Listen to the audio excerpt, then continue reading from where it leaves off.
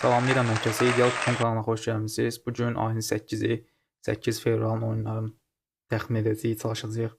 Dünən özüm video çəkmədim. Çünki dünənin oyunları qəliz idi. Yəni ad baxımından yaxşı olsa da qəliz idi və çoxunda da məni yanıltmadı. Əsasən İsveçrə liqası alt gəldi bütün oyunlar 1-1, 0-0, yəni qollar sayılmadı, nə bilim, qırmızı vərəqlər göydə uçuşurdu ümumiyyətcə. Nəsə ruslar demişkən zaraza günü idi. Bu gün isə məncə oyunlar yenə də qəliz görünür, amma məncə bu gün daha yaxşı olacaq. Ona görə bu gün sizə 5 dənə əsas təxmin, 5 dənə də əlavə təxmin verəcəm. Dəyərləndirənlərə uğurlu olsun. Keçək təxminlərimizə. İndi əsas təxminlərimizə keçək ilk növbədə. Əsas təxminlərdən birinci oyun Hollandiya liqasındandır. Azad Qmar öz evində Ajax qəbul eləyir. Bu oyunla mənim gözləntim qol-qoldur. İstəyənlər 2.5 üstə də gedə bilər. Məncə daha çox topda izləyəcəyik. Növbədə yenə Hollandiya liqasıdır ikinci oyunumuz. Groningen öz evində PSV-ni qəbul eləyir. PSV həqiqətən də yaxşı performans göstərir. Yəni kimə gəldi qol vurur. Çempionlar liqasında istər öz liqasında da olsa bilirik ki, qan eləyir bizlər demişkən.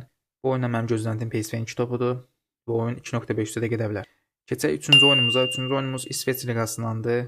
Güman edirəm bu gün İsveç liqası bizi yanıltmaz və oyunlar üst gedər. 3 dənə oyun var, mən birini verəcəm gözümə uyğun dəyəni. Basel öz evində Zurixi qəbul eləyir. Bu oyunla mənim gözləntim 2.5 üstdür. İstəyən Basel 2 topunu da götürə bilər. Mən seçimim 2.5 üstə, hətta Basel 3 top da vura bilər məncə bu Zurixə. Zurixdə boş keçməz birini vurar. 2.5 üstə seçim. Növbəti oyunumuz Almaniya Bundesliqasındandır. Bavariya öz evində Hoffenheim qəbul eləyir.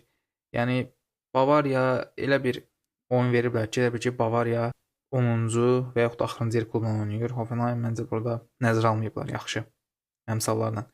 Düşüncəm Hoffenheim də bu gün qol vurar, Bavariya da vurar. Öz evində əlbəttə ki, vurmalıdır. Qol-qol bu oyun gələr. İstəyənlər 2.5 üst, istəyənlər 3.5 üstə də gedə bilər. Bu oyun məncə qırğın olacaq. Əsas sevincim isə qol-qoldur. Hətta Hoffenheim ikisini də vurar deyirəm. Amma mənim seçimim qol-qoldur. Əsas təxminlərdən sonuncu oyunumuz, 5-ci oyunumuz İngiltərə Premyer Liqasındandır. Günün derbisi deyək. Liverpool Manchester City oyunudur. İki kluba da xal lazımdır. Axırıncı bunlar arasında keçən oyunlar çox maraqsız keçib, yəni qol-qol falan görməmişik deyə düşünürəm ki, bu gün xal lazım olduğuna görə iki klub da fərqlənəcək və qol-qol olacaq maç. İstəyənlər 2.5 üstə gələ bilər. Mənim əsas seçimim qol-qoldur. Əsas təxminlərimiz bu qədər. Keçək əlavə təxminlərimizə. Əlavə təxminlərimizə isə 5 dənə son verəcəm.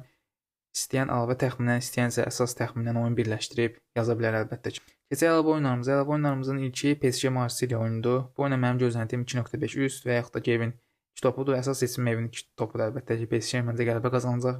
2-1 və yaxud da 2-0 PSG-nin 2 topu uyğun olar. İkinci oyunumuz yenə Hollandiya liqasındandır. Goidlis Telstar oyunu. Bunlar kubokda da oynamışdılar. Yenə məncə bu oyun qırğın olacaq və Goidlis qisas almaq üçün meydana çıxacaq.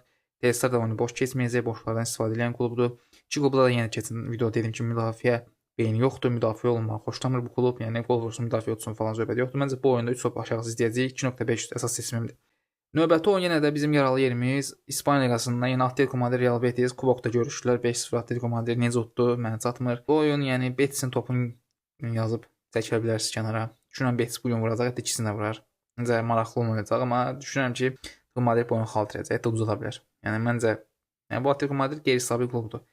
Gah udur, gah uduzur, bir oyun heç eləyir. Yəni çox gözlənilməz yerlərdə əsas öz meydanında bu klub, yəni bu il yaxşı çıxış eləmir. Düşünürəm o ki, Betis bir top vurar ən azı. Dördüncü təxminim, dördüncü əlavə təxminim Valencia Real Madrid oyunudur. Real Madrid çempionluğu oynayır. Düşünürəm ki, bu oyun Real Madrid bu oyunu partlada bilər. Son oyunlarda Real Madrid o qədər yaxşı təsir edir. Bu gün acığın çıxıb hətta 5 dənə, 4 dənə. Yəni mənim gözləntim bu oyunda hesab 4-2 və yaxud da 5-1 belə hesab gözləyirəm. Yəni 6+ istəyənlər yoxlaya bilər. Yəni 6+ mən bu oyunu şəxsən gözləyirəm.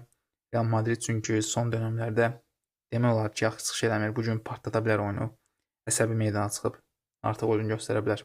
Əsas düşüncəm isə Real Madridin əlbəttə 2 topudur. Real Madridin qələbəsinə gedə bilərsiniz. Mən Real Madridin 2 topunu götürərəm burada. Axırıncı əlavə oyunumuz isə Rizespor Qalatasaray oyunudur. Əlbəttə Qalatasaray çempionluq oynayır. 200 xal fərq var Fenerin arasında. Düşünürəm Qalatasaray da bu gün 2 top vurar ən azı və əsas seçim əlbəttə ki, Qalatasarayın 2 topudur. Bu günlük bu qədər təxminlərimiz. Dəyərləndirənlərə xeyirli olsun.